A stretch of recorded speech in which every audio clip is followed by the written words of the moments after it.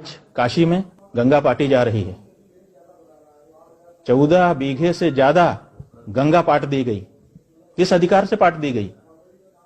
क्या विश्वनाथ कॉरिडोर के नाम पर लोगों के भवनों को खरीदा गया सरकारी पैसे से?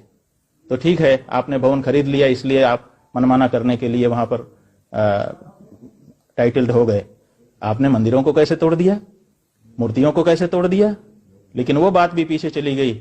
अब हम तो ये पूछना चाहते हैं कि आखिर कोई मीडिया इस बात को क्यों नहीं उठा रहा है कि काशी में गंगा पाटी जा रही है, गंगा की धारा बदल गई। जबकि हमने कागज निकलवाया और हमने देखा कि विश्वनाथ कॉरिडोर के लिए जो अनुमति दी गई है 17 शर्तों के साथ दी गई है। उन 17 शर्तों में पहली शर्त है कि गंगा की धारा को छेड़ा नहीं जाएगा, गंगा की धारा को बाधित किया नहीं जाएगा। ये पहली ही शर्त है और उस पहली शर्त को ही पालन नहीं किया जा रहा है और काशी विश्वनाथ कॉरिडोर का मलबा इधर निकाला जा रहा है, गंगा में फेंका जा रहा है और उधर से बालू पाइप लगा करके लगातार कई महीनों से 6 महीने से लगातार 3 पाइप चल रहे हैं और गंगा जी को पाटा जा रहा है। गंगा जी की जमीन किसने रजिस्ट्री करा लिया? किस अधिकार से आप वहां पर मलबा डंप कर रहे हैं? किस अधिकार से गंगा जी की धारा को आप मोड़ रहे हैं? लेकिन कोई बोलने वाला नहीं है। भारत का प्रधानमंत्री आता है, आकर के वो वहां पर कार खड़ी करता है और उस कार में बैठ करके तब विश्वनाथ जी दर्शन करने जाता है। पहले ये कहा गया था कि विश्वनाथ कॉरिडोर हम इसलिए बना रहे हैं ताकि गंगा और विश्वनाथ को हम मिला सकें, ऐसी बातें कही गई थी और आप मीडिया के लोगों के द्वारा छापी गई थी। आप ये बताइए कि गंगा और विश्वनाथ के बीच में कार की क्या जरूरत है? लोग आते थे गंगा में स्नान करके विश्वनाथ जी के पास तक पैदल कम से कम जाते थे। आप अब गंगा से विश्वनाथ में जाने के लिए कार की जरूरत आपको पड़ने लग गई है। आपने क्या गंगा को और विश्वनाथ को मिलाया?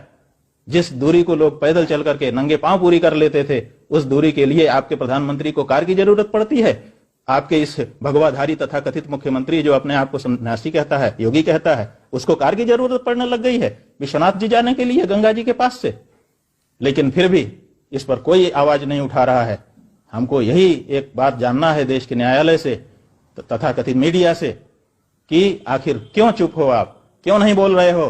25 करोड़ का जुर्माना आपने गंगा यमुना के किनारे कार्यक्रम करने वाले पर लगा दिया था। इतने बड़े हितैषी आप नदियों के बन गए थे, अब आपकी नदी हितैषीता कहां चली गई है?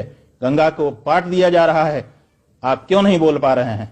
ये बड़ा प्रश्न है। लेकिन हमको पता है कि रिकॉर्डिंग तो होगी लेकिन दिखाया नहीं जाएगा। राम का नाम लेने से ममता को भय लग रहा है और दूसरे को खुशी भी तो हो रही है। राम का नाम केवल चुनाव में लेना चाहिए? क्या राम का नाम चुनाव के लिए बना हुआ है? राम का नाम अगर लेना है तो दरवाजे पर जैसे ही पहली फरियाद हो उसको सुनना होगा। 70 दिन से किसान बैठे हुए हैं, ठंड में ठिठुर रहे हैं। पूरा ठंडी का हाड़ कपाने वाली ठंडी का मौसम निकल करके चला गया। सरकार उनकी बात नहीं सुनती है और राम का नाम लेती है। राम का नाम लेने का हक कहां है इन लोगों को? जो लोग जय श्री राम का नारा लगा रहे हैं, जय श्री राम का नारा लगाने का हक उसको है जो पहली फरियाद पर महल से बाहर आकर के सड़क पर सुनवाई करे। कुत्ता भी राम के दरबार में गया शिकायत करने के लिए, तो कुत्ते की बात को सुनने के लिए राम महल से बाहर निकल करके आए। क्योंकि जब उन्होंने कुत्ते को बुलाया कि आओ हमारी बात कहो, अपनी बात कहो हमारे दरबार में, कुत्ते ने कहा मैं कुत्ता हूं, मैं राम के दरबार में नहीं जा सकता। अगर राम को मेरी शिकायत सुनना है तो उनको यहां पर आना चाहिए। राम जी महल से निकल करके कुत्ते के पास गए थे। उस राम का नाम आप लेने के अधिकारी हो? लाखों किसान मर रहे हैं, उनकी क्या हालत है? और आपने उनके लिए लोहे की कीलें सड़कों में धंसा करके रखी हुई हैं और आप जय श्री राम का नारा लगा रहे हो। थू है ऐसे मुंह पर जो राम के नाम को राजनीति के लिए इस्तेमाल कर रहा है और थू है उस ममता बनर्जी के नाम पर जो इस बात को साफ नहीं कर पा रही है और राम के नाम से चिढ़ रही है। ममता बनर्जी हो चाहे नरेंद्र मोदी हो चाहे अमित शाह हो, दोनों एक ही कैटेगरी के हैं। दोनों राम के नाम का इस्तेमाल कर रहे हैं, एक लेकर के और एक विरोध करके। ये राजनीति का विषय नहीं है राम का नाम। राम का नाम लेने के लिए बहुत पवित्र होना पड़ेगा, बहुत ही संवेदनशील होना पड़ेगा।